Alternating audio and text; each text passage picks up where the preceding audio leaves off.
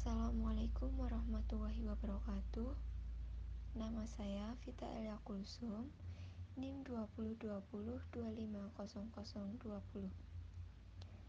Saya akan menceritakan salah satu kisah dari buku yang berjudul Dan Pastur Pun Bertawaf, karya Dr. Haji Samsul Munir Amin, Magister Agama. Bagian ke-14, Janji Allah atas pahala seorang pemuda. Diceritakan oleh Al-Yafi'i dari Ja'far Abi Sulaiman. Dia berkata, suatu hari, aku dan Malik bin Dinar berjalan berkeliling di kota Basrah. Waktu itu, kami melewati sebuah bangunan yang sedang dibangun. Di sana kami melihat ada seorang pemuda sedang duduk. Wajahnya tampan. Ketika itu, dia tengah asyik mengatur pembuatan sebuah bangunan. Buatlah bangunan itu demikian, kata pemuda itu. Apa yang bisa engkau lihat dari pemuda setampan itu? Dan dia mempunyai semangat yang tinggi atas pembuatan bangunan. Aku butuh bicara dengannya. Aku akan minta kepada Tuhan agar membersihkan dia dari segala dosa. Semoga Tuhan menjadikan dia termasuk ahli surga. Wahai Ja'far, mari masuk bersama aku menjumpai dia. Malik bin Dinar berkata kepada Ja'far. Maka mereka berdua menjumpai pemuda itu dan memberi salam. Pemuda itu tidak pernah kenal Malik sebelumnya, tetapi setelah dia mengenal siapa sebenarnya Malik, dia segera memberi hormat. Ada maksud apa? Kami hanya ingin bertanya, berapa rencana biaya untuk mendirikan gedung ini? Tanya Malik. 1.000 dirham, jawab pemuda itu. Sudikah engkau memberi harta sebanyak itu kepada kami, yang akan kami teruskan kepada yang berhak, dan kami memberi jaminan atasmu dengan nama Allah bisa memperoleh gedung yang lebih bagus daripada gedung ini. Gedung itu dilengkapi dengan kedua orang tua dan pelayan. Kubah dan kemah-kemahnya terbuat dari merah delima, beralaskan mutiara, bertanah zafanar, berlantai misik, dan lebih luas dari gedung yang engkau bangun ini. Gedung itu tidak akan pernah rusak, tidak dibangun oleh tukang batu, karena jika Allah menghendaki dia berkata, jadilah, maka gedung itu pun jadi. Demikian kata Malik bin Dinar kepada pemuda yang sedang memimpin membangun sebuah bangunan megah itu. Beri kesempatan kepadaku semalam agar aku bisa berpikir, kata pemuda itu.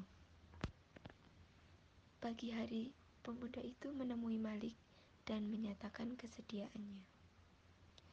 Pemuda itu berkata, ya, aku bersedia menerima tawaran Anda, wahai Malik bin Dinar, kata sang pemuda. Apa yang engkau katakan kemarin? Tanya Malik. Kerjakanlah, jawab pemuda itu. Baiklah. Malik mengeluarkan setumpuk kertas dan tinta, lalu menulis sebuah perjanjian. Kemudian dilipat dan diserahkan kepada pemuda. Sebagai gantinya, pemuda itu menyerahkan sejumlah uang yang diminta Malik untuk disedekahkan atas nama Allah.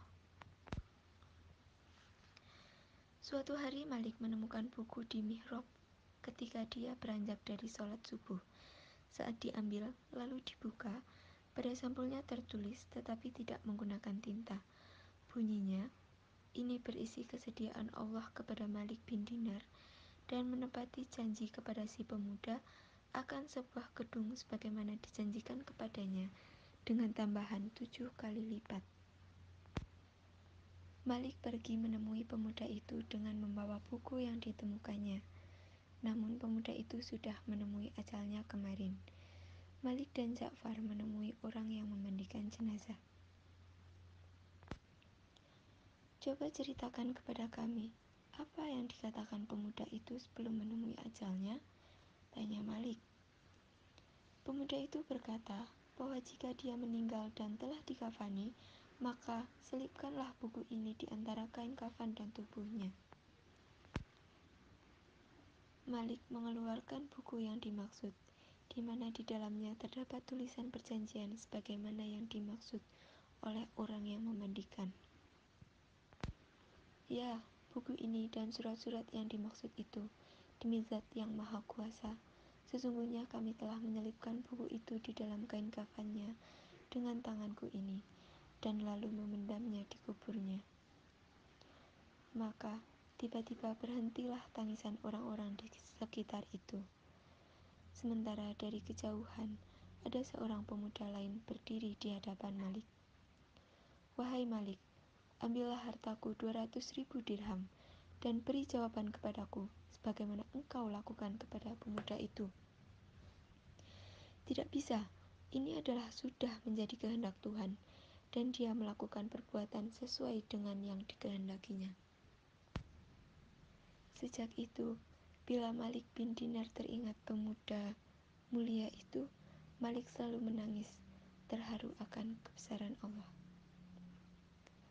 Hikmah di balik cerita tersebut yaitu, apa yang menjadi miliknya di dunia, pada hakikatnya bukanlah menjadi miliknya, dan posisinya sebagai pemegang harta hanya perantara untuk diberikan kepada yang lebih berhak. Sekian dari saya, terima kasih. Wassalamualaikum warahmatullahi wabarakatuh.